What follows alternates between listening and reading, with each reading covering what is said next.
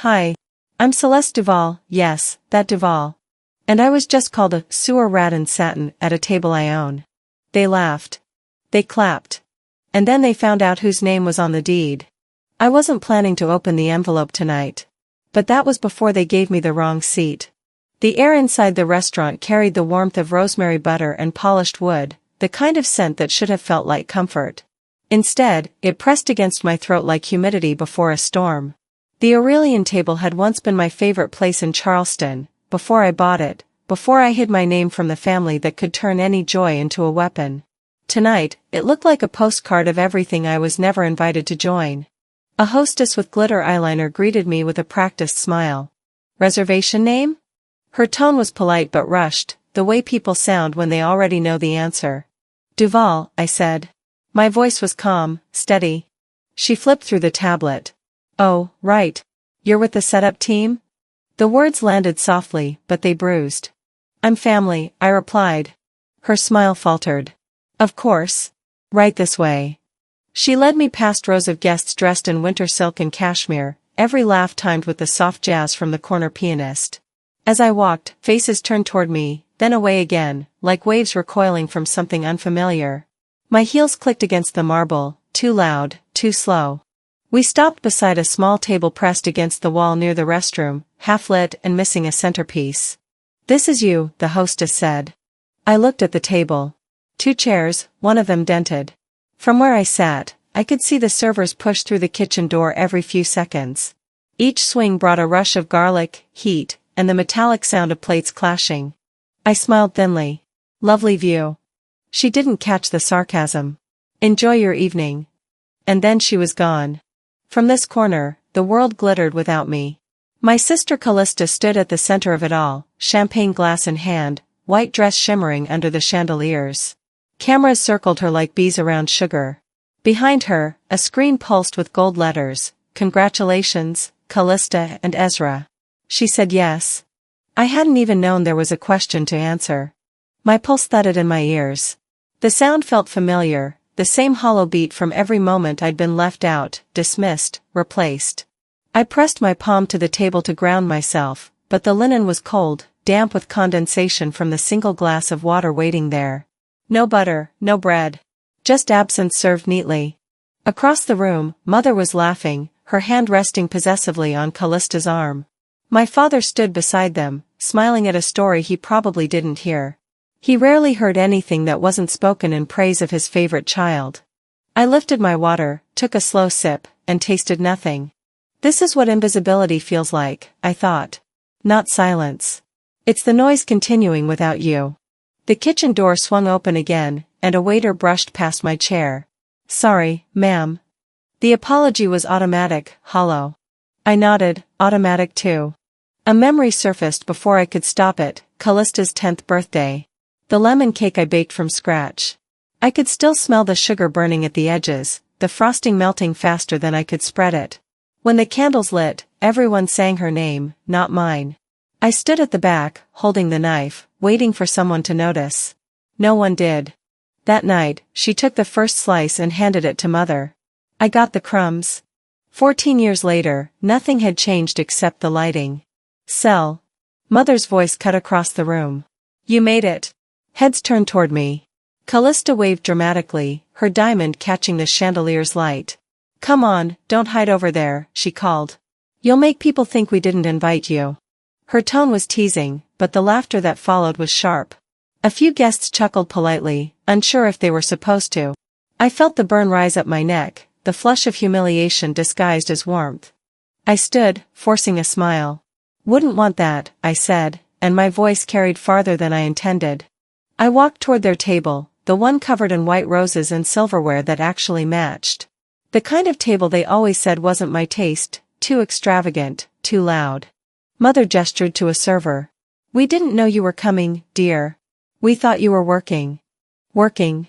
As if I didn't own the company that supplied their champagne. I managed, I said quietly.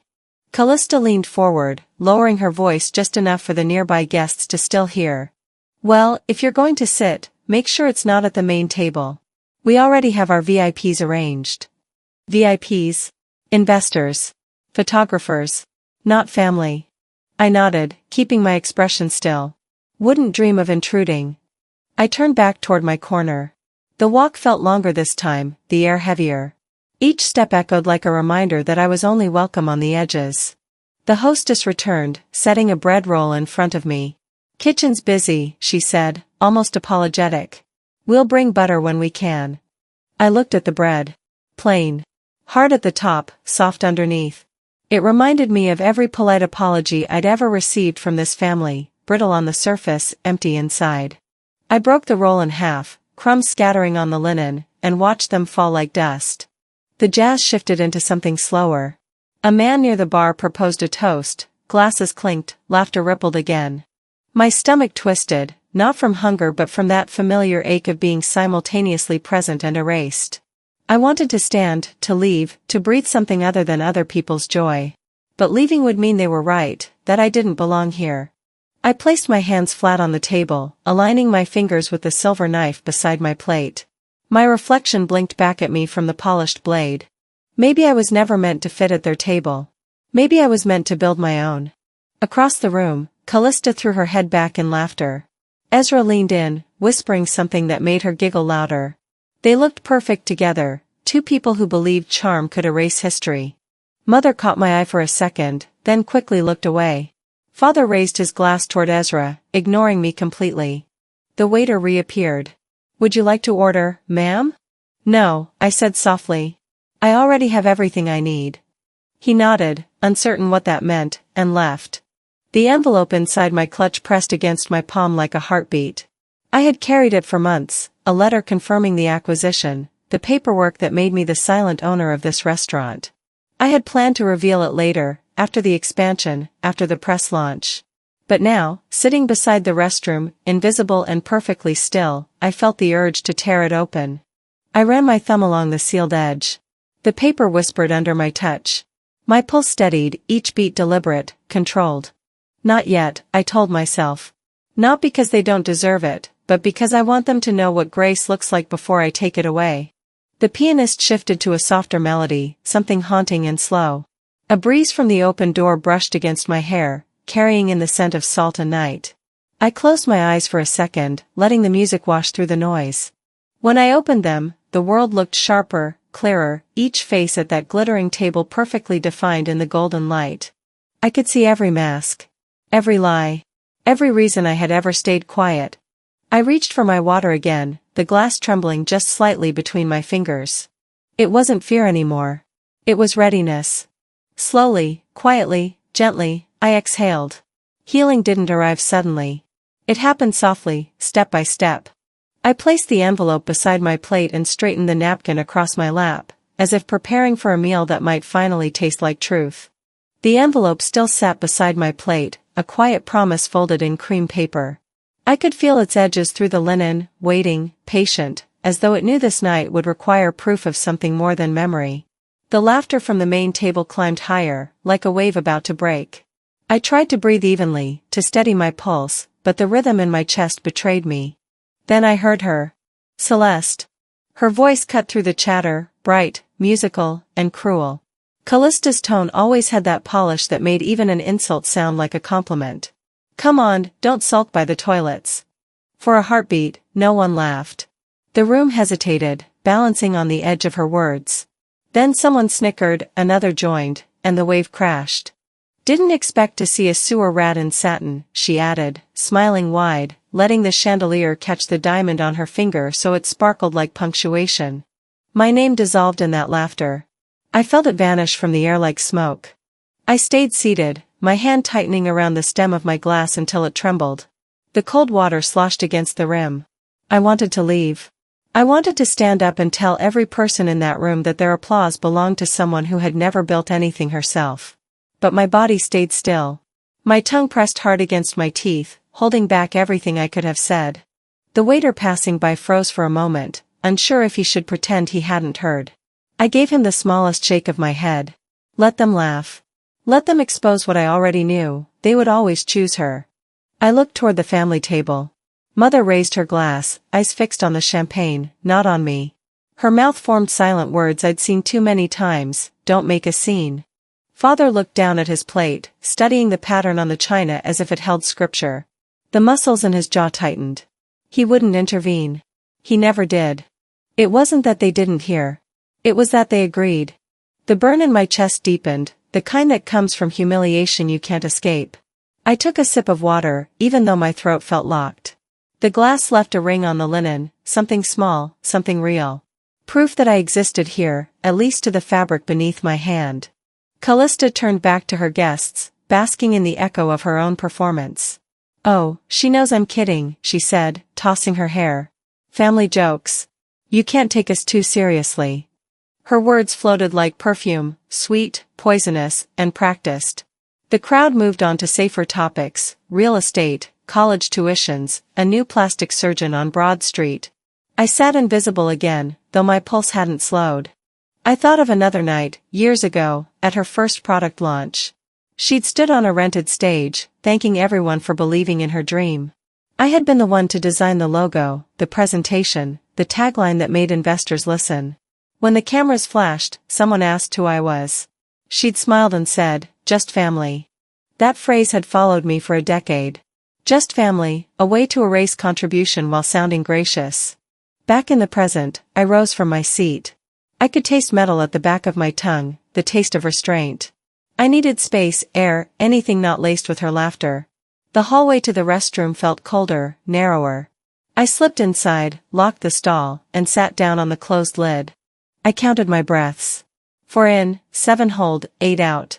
The pattern Dr. Brenner taught me after the last panic attack, back when I'd told him about how my mother's silence hurt more than Callista's words. Inhale. Hold. Exhale. Slowly, quietly, gently. The mirror above the sink reflected the soft lighting of the restroom, golden and forgiving. I stood there, staring at my reflection. The woman in the glass looked composed, hair pinned, lipstick untouched, dress smooth. But beneath the polish, my shoulders trembled. I touched the counter for balance, the marble cool against my palm. They didn't see harm because they didn't believe I could be hurt. I had always been the reliable one, the fixer, the one who cleaned up their messes in silence. They mistook endurance for immunity. A voice echoed from the hallway, "Mother's again, laughing." I closed my eyes. A part of me wanted to walk back out there and scream. Another part wanted to tear the engagement banners down. But the largest part of me, the quietest one, wanted peace. I opened the stall door and stepped back into the light. The music from the ballroom drifted faintly through the walls. I dabbed my lipstick with a napkin, smoothing the color back into place, as if repairing armor. When I stepped into the corridor, the smell of wine and perfume rushed back. My phone vibrated inside my clutch. Marin. Her name on the screen made my stomach twist. We hadn't spoken in years, not since she chose to be one of Callista's bridesmaids instead of my friend. The message read, "I didn't know you were coming. Do you want me to walk out with you?" Another followed before I could respond. "Or are you finally going to stop letting her win?" I stared at the words. My thumb hovered over the keyboard. For a moment, I almost typed something soft, something diplomatic, "It's fine, don't worry." That was my reflex, the muscle memory of survival. Then I remembered the laughter. The way Callista's voice wrapped around my name like barbed wire. The way Mother looked away. The way my father hid behind his wine glass. I deleted the drafts one by one. Instead, I typed 3 words. "Not this time." The phone glowed in my hand, the message sent, a small declaration of war wrapped in calm punctuation. I slid the phone back into my clutch and straightened my spine. I walked toward the main room again, toward the noise, the champagne, the people who had already decided what version of me they preferred. The pianist shifted to a faster tempo. Callista was back in the center, spinning like the star she believed she was. Her fiancé's hand rested on her waist, steady and proud. They looked every bit the perfect couple. Mother caught my eye from across the room and gave a small, warning nod. The kind that said, "Don't embarrass us." I smiled, slowly, softly, just enough for her to think I understood. Then I returned to my seat near the restroom, the envelope still waiting like a silent ally. I ran my fingertip along its sealed edge once more. I imagined the noise dying down, the lights dimming, the crowd seeing me for who I truly was. Not the forgotten sister. Not the afterthought. A waiter passed by and paused. "Everything all right, ma'am?" I looked up at him. His face was young, kind. "Everything's fine," I said. "Everything's finally fine." He nodded and moved on. The band shifted again, slower now, romantic. Callista clinked her glass for attention, ready to give a speech, her voice bright and eager. I leaned back in my chair, watching her from my corner. Each word she spoke rolled through me, less like sound and more like a vibration I'd learned to tune out. But somewhere under it all, something in me shifted, a quiet decision taking form. I wasn't going to disappear again. I wasn't going to wait for an invitation to exist. I had been erased enough times to know how to rewrite myself. Slowly, quietly, gently, I drew another breath. Healing didn't arrive suddenly. It began when I decided to stop apologizing for being visible. The decision settled somewhere beneath my ribs, warm and steady. It wasn't defiance exactly, more like awakening. I watched Callista finish her speech, glass raised, smile perfect. The applause roared again, polite and predictable. My heart did not join them. I waited until the clapping softened, then moved back to my seat near the wall. When I sat down, the lights dimmed. At first, I thought the power had flickered. Then I saw the projector screen lower behind the stage. Someone whispered, "Slideshow." Music began, soft piano and strings. A montage filled the room, Callista at 6, missing front teeth, clutching a trophy from her first dance recital. Callista at 12, holding a kitten, hair in perfect curls. Callista at 17, homecoming queen, glittering tiara tilted like grace itself. The applause between photos grew louder. Faces glowed in the screen's light. My mother dabbed her eyes with a linen napkin, whispering, "She's always been special." Photo after photo, memory after memory, a history carefully curated. And me? Not even as background blur. I stared so long that my own face began to fade from my mind, replaced by her endless smile. I didn't exist. Not even in history. My breath shortened, shallow, like my lungs had forgotten how to stretch. I tried to look away, but every flash of light pulled me back. This wasn't nostalgia. This was an obituary for everyone else. The final image appeared, Callista and Mother, arms around each other in front of the old beach house. I had taken that photo. My shadow was visible in the sand near the corner. They had cropped it out. The crowd clapped again. Someone shouted, "To Callista, our star." My hand stayed still in my lap. The waiter refilled my water, glancing nervously at my face. "You okay, ma'am?" he asked softly. "Fine," I said. "Just remembering." He smiled uncertainly and left. The next segment began, Callista standing by a table stacked with gifts wrapped in gold paper. The camera zoomed in on one, a small velvet box with a deep red ribbon. My stomach tightened. I recognized it immediately. When she lifted the box to show the guests, my heartbeat quickened. That ruby pendant had sat in my drawer for months. I bought it the week after our grandmother died, thinking it might anchor Callista to something real. I'd written a note back then, "She'd be proud of you." Callista opened the box and gasped theatrically. "Oh my God. Aunt Sylvia, you remembered. You know exactly my style." Laughter and clapping again. Even Mother nodded proudly. "Sylvia's taste is impeccable." I waited for Callista to correct her. She didn't. She moved on, voice bright, unbothered. The air thickened. Words piled behind my teeth like broken glass. I took another drink of water and forced them back down. The pendant caught the light, glowing against her throat, the same stone our grandmother had once worn to every Sunday dinner. The music changed again. Servers moved through the room carrying trays of shrimp scampi, garlic heavy and gleaming. One plate landed in front of me. I stared at it. "Your favorite," Callista chirped from across the table. "We ordered it special for you." The scent rose like poison. Everyone in this family knew I was allergic to shellfish. They'd known since the hospital trip when I was 8. I pushed the plate aside without a word. The server hesitated, uncertain. "You didn't like shrimp?" Callista asked, her smile tilting with feigned innocence. "Still too fancy for your palate?" I looked up at her slowly. "No," I said. "Just learned what's bad for me." A few guests chuckled quietly, unsure if they were supposed to. Callista rolled her eyes and turned away. I folded my napkin, placed it neatly on the table, and inhaled through my nose. The music swelled again, covering the tension. "You want to erase someone? You start with small things. The food. The gifts. The photographs. The name.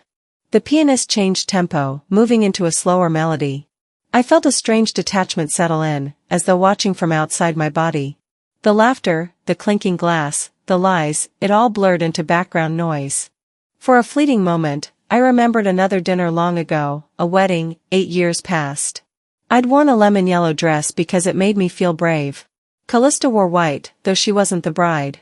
People kept congratulating her. That night, Mother pulled me aside.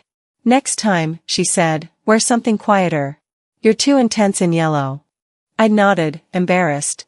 The next family event, I wore beige. They still said I drew attention the wrong way. The slideshow ended with Callista blowing kisses toward the screen, basking in applause. The lights came up again, and conversation returned like a flood. I stayed seated, invisible once more. A server leaned toward me. "Would you like dessert?" "No, thank you." He nodded and walked away. I looked at the gift table in the corner. The pendant box sat among the wrappings, discarded.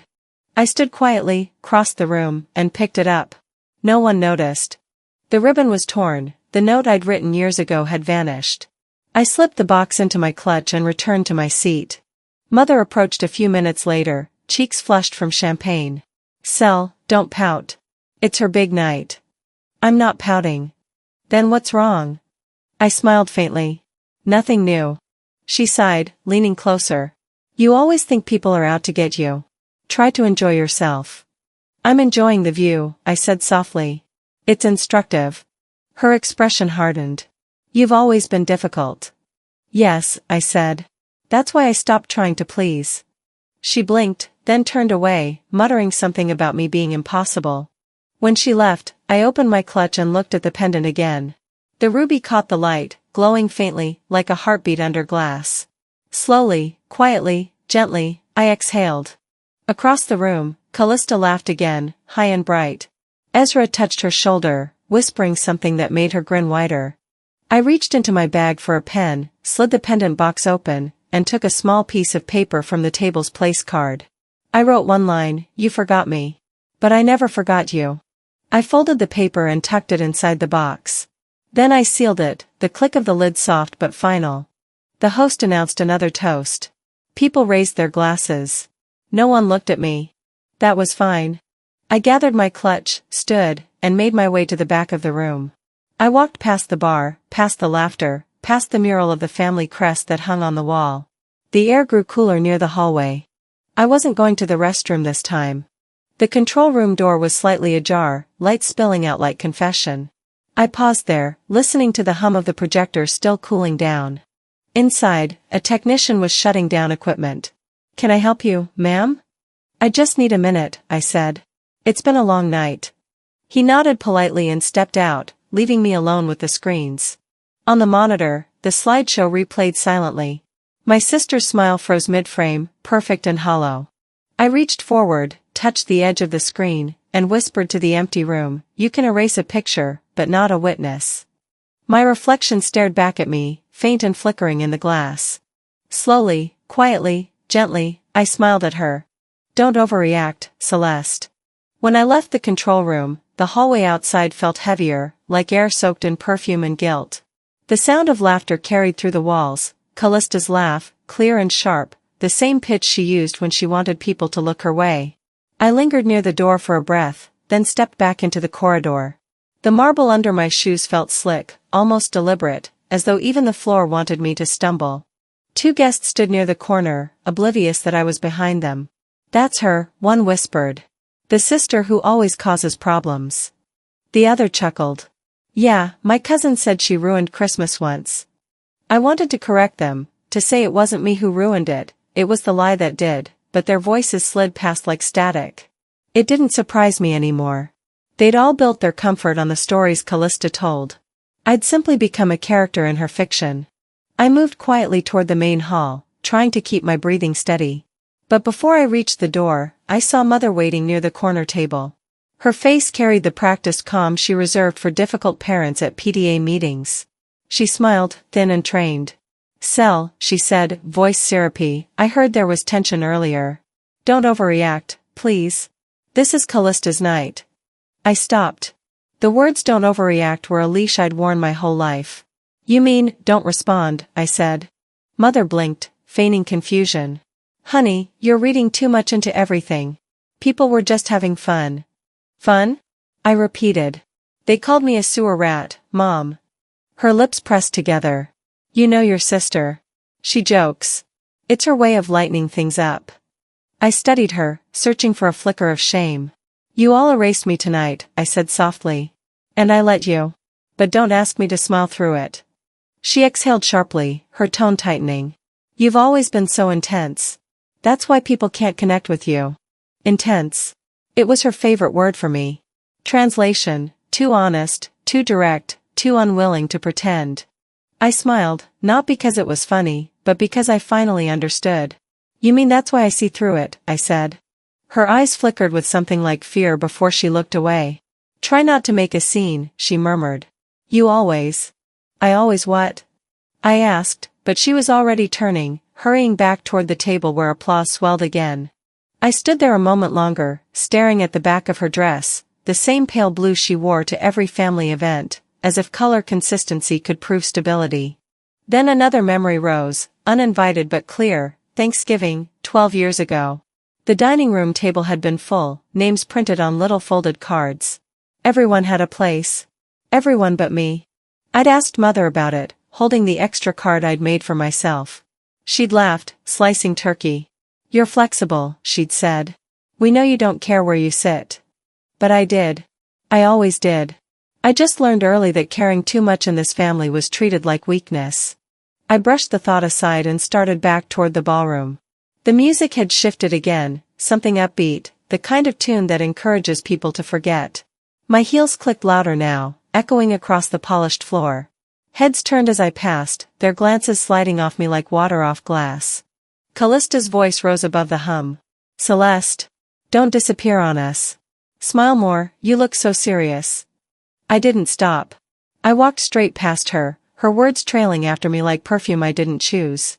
Ezra watched from beside her, half smile in place, eyes darting between us. He didn't say a word. He never did when silence served him better. At my seat, my phone vibrated. I reached for it, grateful for the distraction. A text from my lawyer appeared on the screen. Are you sure you want to file it tonight? My thumb hovered. The timing was poetic, almost cruel. I looked across the room at Callista laughing again, the ruby pendant catching the light against her throat. I typed one word back, absolutely. Then another message followed automatically from him. Once you confirm, it's irreversible. I smiled faintly.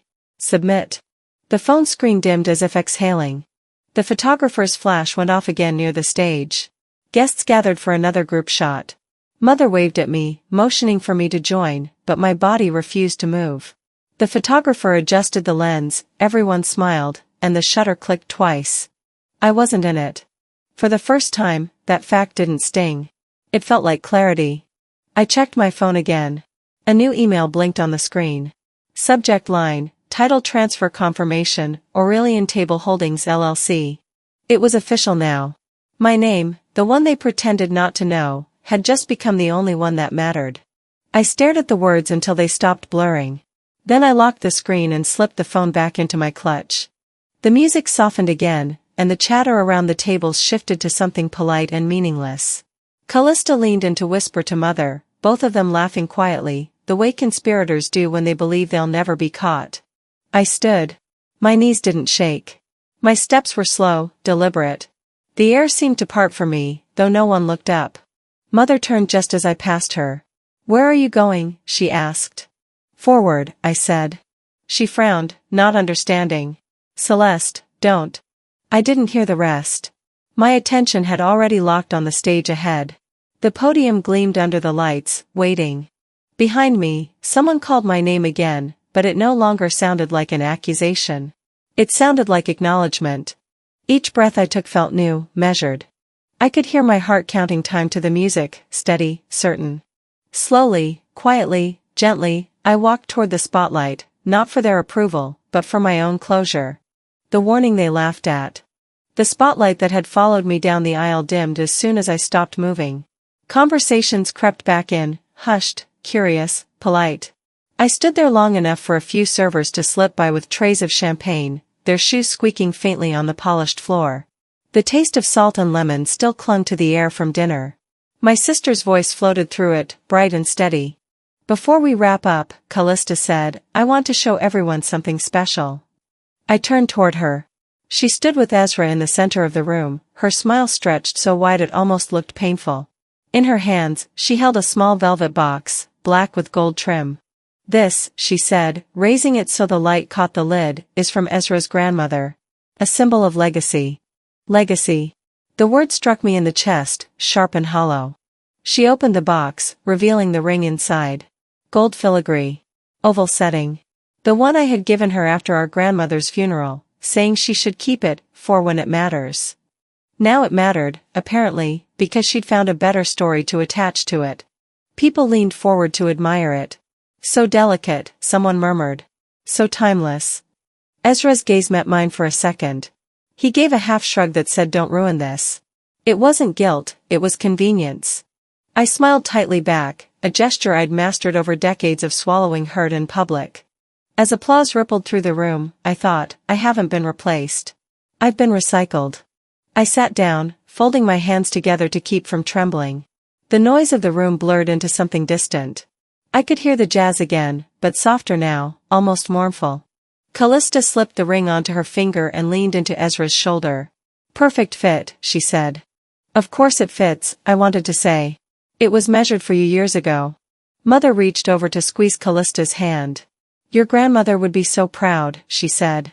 I bit back a laugh. Proud of what? The performance? The theft? The applause ended, and I reached for my clutch. I needed air.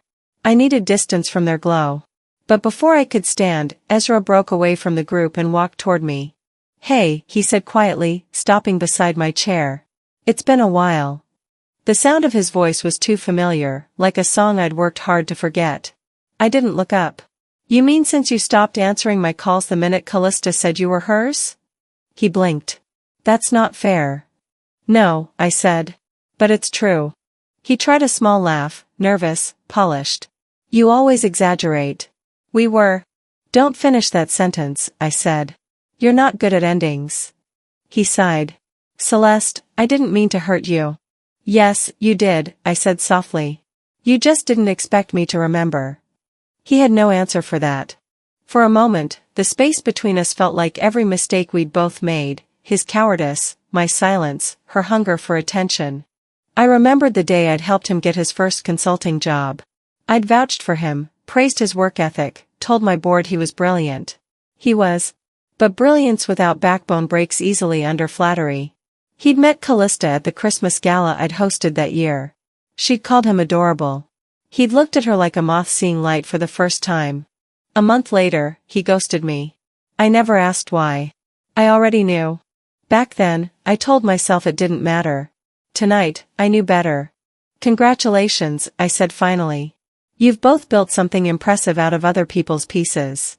He opened his mouth, but no sound came out. He retreated toward the bar, where Callista was already posing for another photo. I sat back, watching him whisper something to her. She glanced at me, smirked, and slipped her hand into his. Mother caught the gesture and smiled as if she'd won something. I took another slow sip of water, tasting bitterness instead of clarity. The band played a slower tune. Someone clinked a glass, and guests began to gather for the final toast. The host handed Callista the microphone. She thanked everyone for believing in love, for celebrating family, for being part of our journey. Every phrase felt borrowed, polished, empty. When she mentioned the word family, something inside me cracked open. I could feel heat climbing up my neck, the same slow burn that comes when injustice is too familiar to shock you anymore. I stood. The motion drew a few glances, but no one stopped me. I reached for my glass and tapped it lightly with my ring. The clear chime cut through the music. "May I say something?" I asked. Callista hesitated, smile faltering. "Celeste, not now." Mother's voice followed, low and sharp. "Let it go, Cel. Not everything's about you." I met her eyes. "No," I said, steady. "Just this dinner. This ring. This man. This family name. All of it." The crowd murmured. Ezra froze. Callista's smile snapped back into place, brittle. You're being dramatic, she said. You always do this. You can't stand seeing me happy. Her words slid across the room like oil. I stepped closer. I can stand you being happy. What I can't stand is you pretending I don't exist while wearing pieces of my life as decoration. She flinched but tried to cover it with laughter. You're out of line, Celeste. I tilted my head. Out of line? I drew the line, Callista. You just colored over it. The crowd went silent. Even the music stopped. Mother rose from her seat, eyes wide. Celeste, please, she whispered. We're in public. Exactly, I said. That's where the truth belongs. Callista's voice rose. You want attention? Is that it? You always need to be the victim. I smiled faintly. No, dear. I'm the witness. For a moment, no one breathed.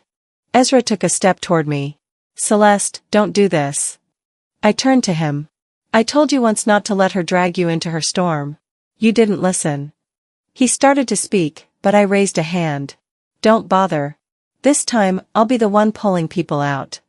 The words hung there, quiet but sharp enough to cut the air. Someone coughed. Glasses clinked nervously. The host muttered something about taking a short break. Callista turned away, furious. Mother followed her, whispering fast, frantic sentences that couldn't hold the walls together anymore. I exhaled slowly, feeling the weight lift from my chest. The crowd pretended to recover, voices rising again in awkward chatter. I reached for my phone. A single notification blinked on the screen. Subject, Irina, live broadcast started. I felt the corner of my mouth curve upward. The timing was poetic. I slipped the phone into my clutch and looked around the room, at the chandeliers, the polished silver, the guests still pretending everything was fine. Let them pretend. Pretending was what they were best at. Quietly, softly, I straightened my shoulders and walked toward the bar, the faintest trace of a smile still lingering. The woman behind the curtain. The crowd had returned to its familiar rhythm, pretending nothing had happened. I could feel the weight of every whispered conversation, every careful smile. The chandeliers reflected their denial like fractured light. My pulse settled into a slow, deliberate beat. The phone inside my clutch vibrated again, soft, persistent. I glanced down. Irina is live, Aurelian table scandal unfolding in real time. For a moment, I thought my eyes were playing tricks. I opened the feed. The sound of clinking glasses bled through the tiny speaker, and then I heard Irina's voice, calm, steady, trembling only slightly. That woman, she said to the camera, owns this restaurant. But they just tried to throw her out. My image filled the corner of the screen. The caption read, real owner exposed. Comments flooded the feed like sparks in dry grass. What? Is this real? She's the owner? They treated her like that? I didn't panic. The hush inside me felt almost holy. I walked toward the far corner where Irina stood in her black apron, phone still lifted. Her face was pale, but her posture was unflinching. The young woman who had once apologized for every little mistake now looked ready to lose her job for the truth. Winston, the manager, saw her too. His face turned crimson as he stormed over. Turn that off, he barked. You're violating guest privacy. Irina's voice didn't waver. No, she said. I'm protecting mine. He motioned for security. Two men in black suits began to move toward her. I stepped forward before they reached her. Gentlemen, I said quietly, before you make another mistake, I suggest you look inside this.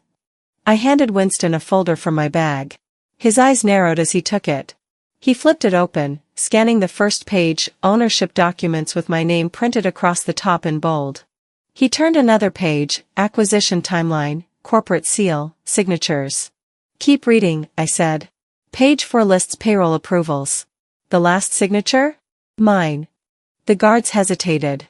Winston's mouth opened, closed, opened again. This can't. It can, I interrupted.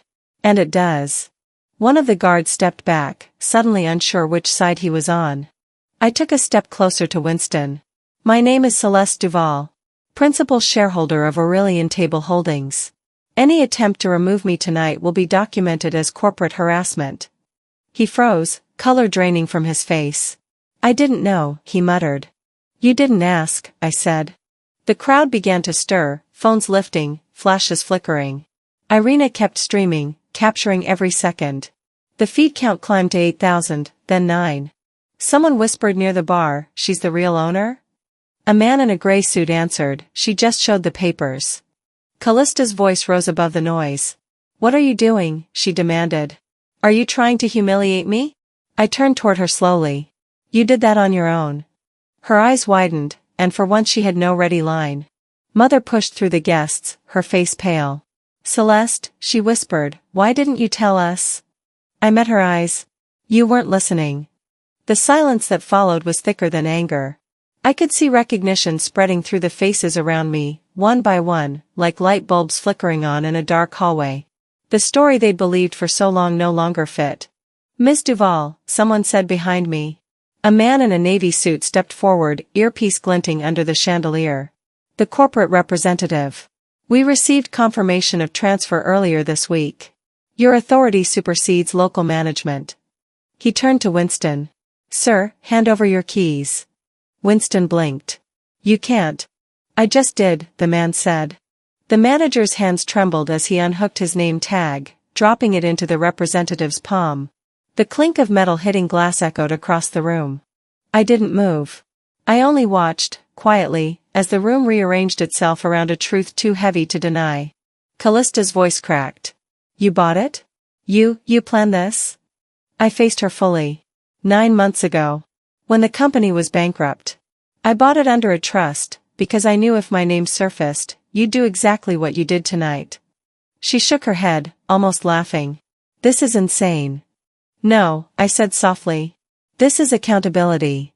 The memory of that boardroom returned with startling clarity, sterile white walls, the hum of the air conditioner, the attorney sliding documents across the table. No one beside me. I had signed every line alone, the pen heavy with finality. I remembered thinking then that owning something wasn't about control. It was about reclaiming space no one else would offer.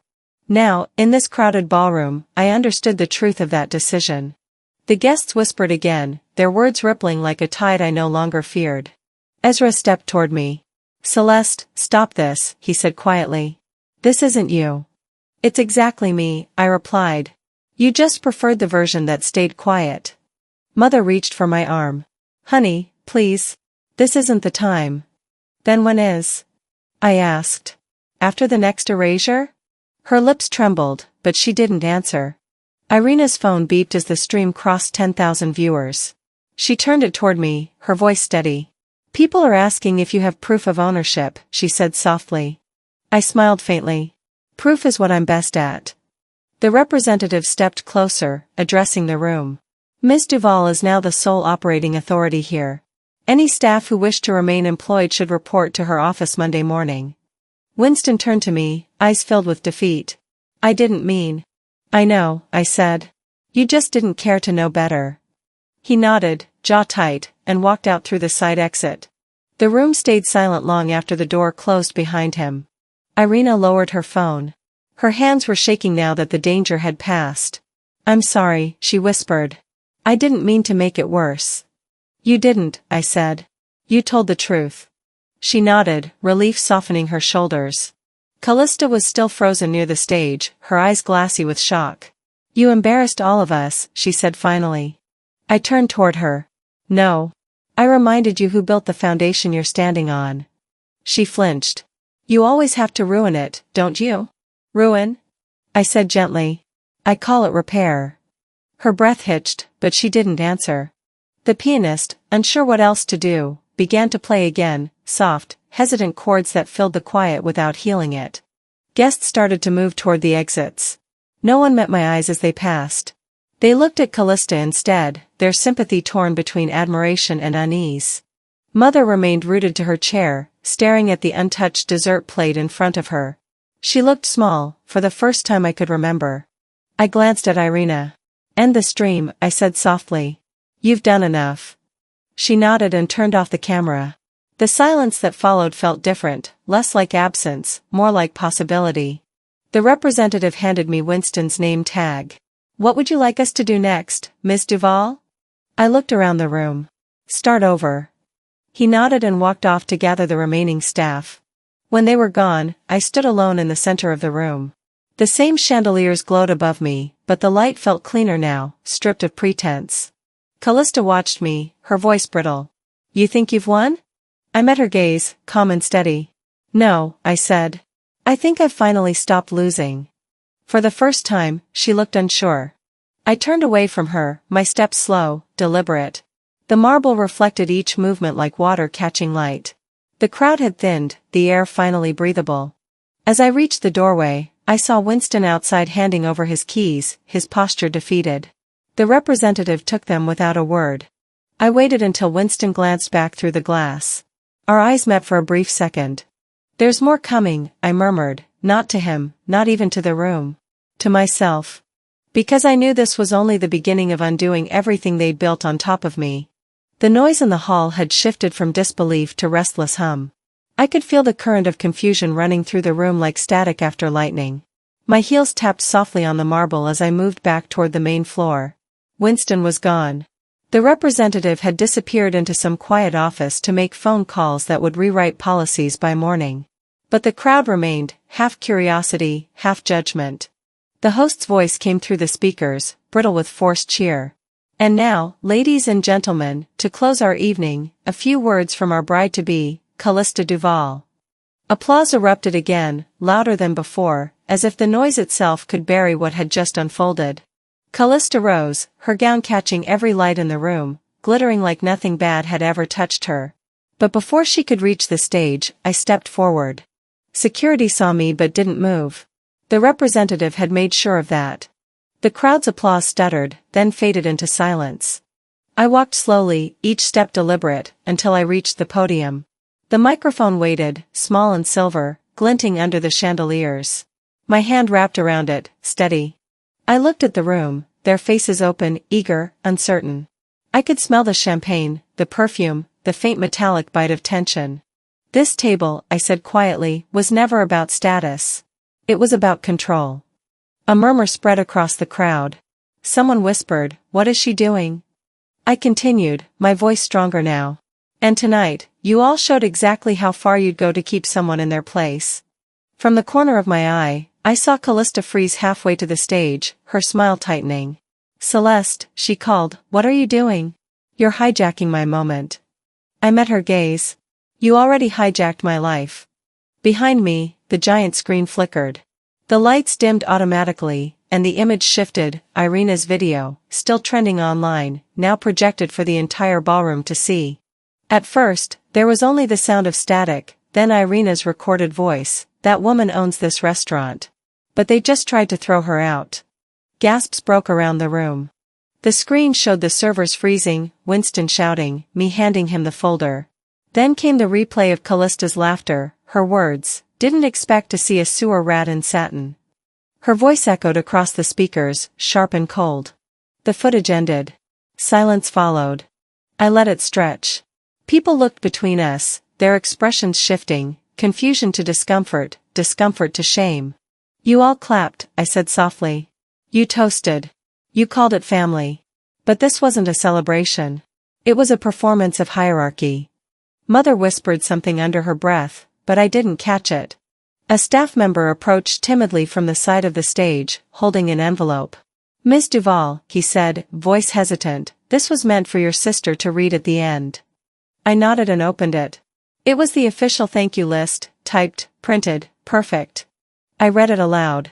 "To our investors. To our sponsors. To our beloved family who made this night possible." I looked up. "My name isn't on here." A soft rustle moved through the crowd. "I wasn't forgotten," I said. "I was erased. Deliberately." Callista took a step forward, her voice cracking. "This is ridiculous. You think I'd plan something like that?" "Yes," I said simply. Her mouth fell open. "You're making everyone uncomfortable. Truth usually does." Ezra stood frozen beside her. Mother covered her mouth with a shaking hand. Callista turned toward the audience, searching for sympathy. "She's trying to ruin my wedding dinner. She's unstable." I smiled slightly. If telling the truth makes me unstable, maybe it's time the room stopped pretending sanity looks like silence.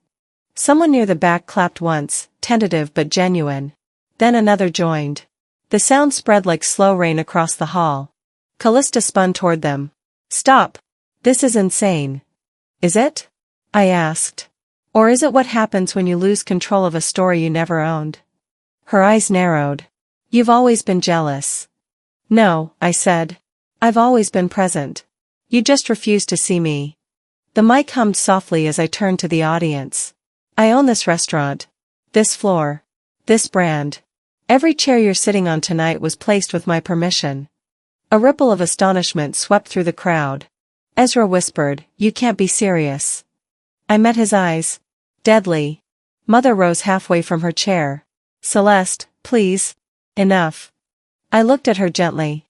Enough is exactly what this is. The tension snapped somewhere in the back. Someone exhaled audibly. The truth, once spoken, demanded space. Callista shook her head. You've lost it. You've completely lost it. I placed the microphone back onto the stand, my hand steady. No, I said. I finally found it. I stepped down from the stage. The air felt different now, lighter, charged. Irina was still filming, her lens following my movements as I crossed the room.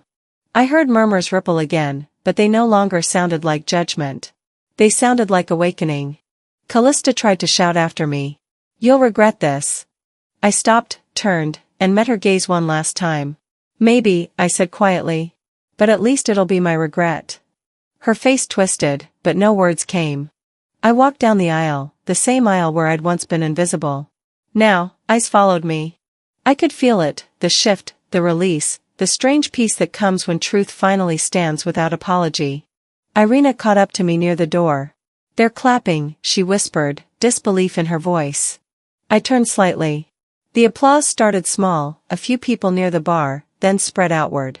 Guests stood, their faces hesitant but sincere. For the first time in my life, I didn't flinch from applause. It wasn't for who they thought I was, it was for what I'd endured and finally ended. I took one last look at the table that had begun all this, the table where I'd once been told I didn't belong. Its white linen shimmered under the lights, untouched plates reflecting gold. This table is mine, I whispered, though not to claim it, but to release it. I kept walking until the ballroom doors opened to the night. Cool air met my skin, clean and quiet.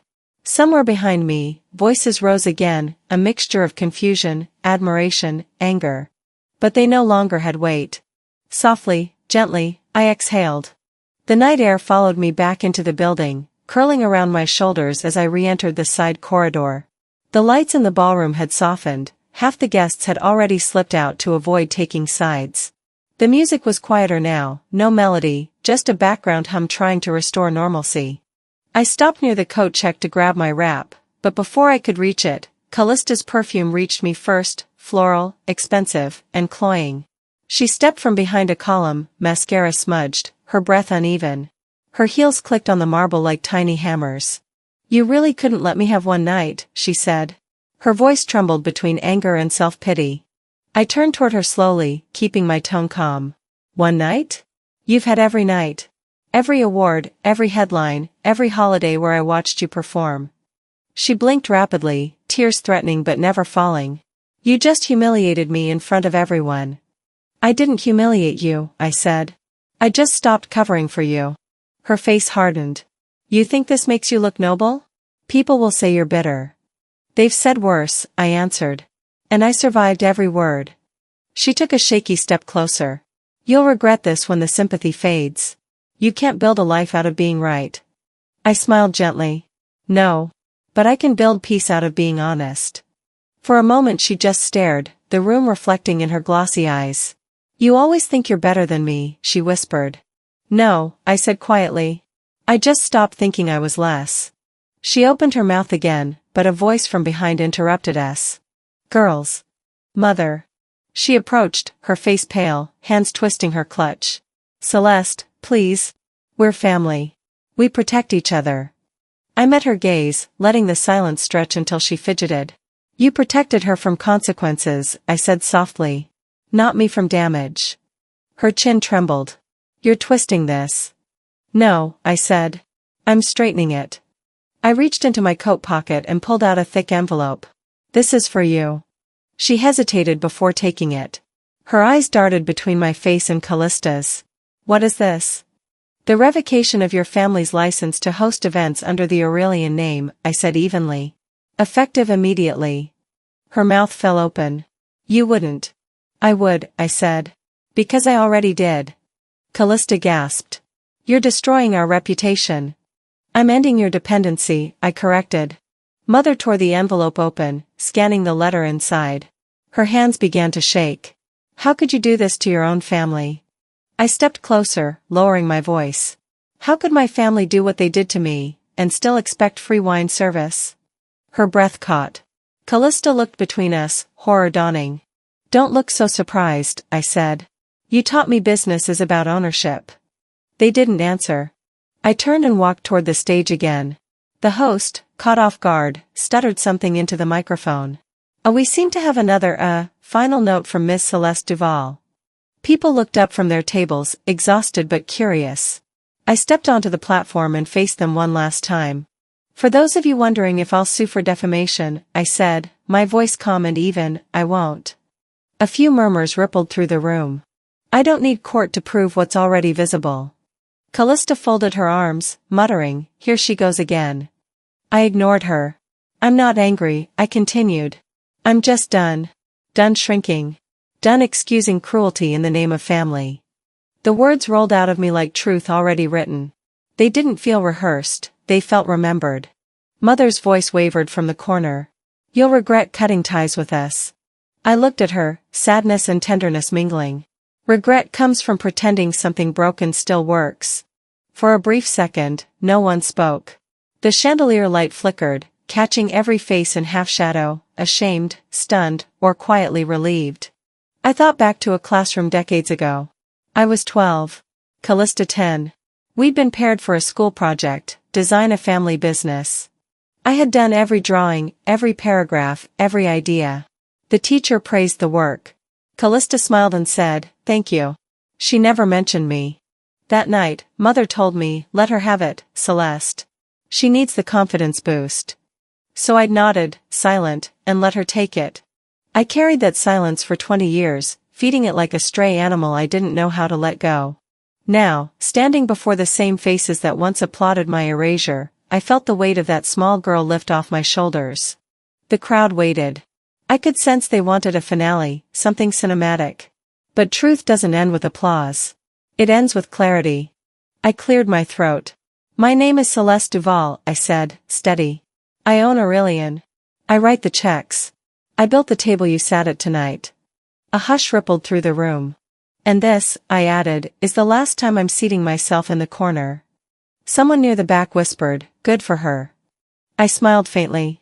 Then I stepped down from the stage. As I walked past Mother and Callista, they didn't reach for me this time. Their silence was its own confession. Near the doors, Irina waited, her phone tucked away now, her eyes bright. She whispered, you did it. No, I said softly. I finally stopped letting them do it to me. We pushed open the glass doors together. The night had cooled even more, the breeze carrying the scent of salt and jasmine. Behind us, the hum of conversation returned, but quieter, softer somehow, like people realizing they'd witnessed something they couldn't quite name. I could hear the distant clinking of glasses, the faint sound of my sister's sobs swallowed by the room's polite music. Each step toward the parking lot felt lighter. A valet hurried forward, offering to call my car. I shook my head. I'll walk, I said. The pavement shimmered under the streetlights, and the city noise hummed like a lullaby far away. At the end of the walkway, I turned back once. Through the glass, I saw heads still turned toward me. They weren't looking at the scandal anymore. They were looking at a woman they'd misjudged, and couldn't unsee now. I walked on, quietly, gently, toward the edge of the block where the ocean wind met the night. Healing didn't arrive suddenly. It came softly, step by step, like the rhythm of my own footsteps fading into freedom. A week later, I returned to the place that had once taught me everything about invisibility. The Aurelian stood quiet now, its grand windows dim, chairs stacked in neat rows, silverware resting in orderly silence. The morning light filtered through the stained glass, throwing soft amber stripes across the floor. I hadn't been back since that night, and yet nothing had changed. Maybe that was the point. I pushed open the door and stepped inside. The air still carried the faint smell of citrus polish and sea salt. Without the noise, without the laughter that used to bruise, the restaurant felt almost sacred. My footsteps echoed gently, like a whisper returning home. I didn't come to celebrate. I came to close a chapter no one else had the courage to end. The host stand waited by the entrance, empty except for a single object, a small, rectangular name tag resting on the counter. My breath caught as I moved closer. It read, Celeste, Event Assistant. No surname. No title.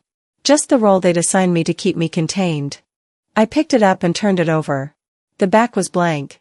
Not even a scratch where adhesive might have been. It looked untouched, as if even the air here had refused to remember me.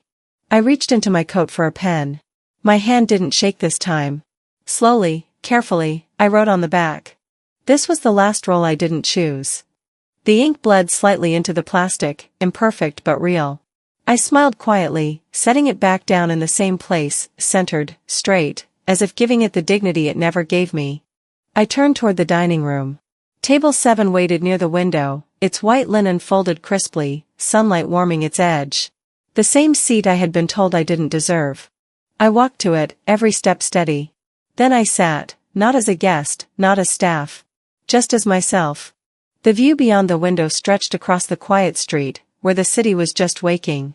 For a moment, I imagined the crowd again, the laughter, the sting of Callista's words echoing through the room.